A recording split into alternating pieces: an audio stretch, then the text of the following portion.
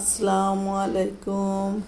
আজকে আমি ছাদ বাগানের তরকারি হারভেস্ট করেছি। এই ধরনের বেগুন,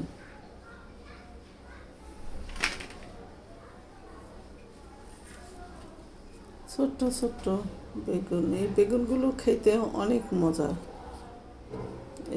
এইগুলো অনেক মজা, এইগুলো বেগুনগুলো।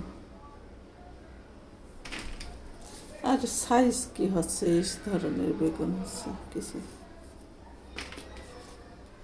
আর বাঁধাকপি তৈরি হলো না, এবার জমাটি বেঁধল না, সব কেমন এইরকম বাঁধাকপি।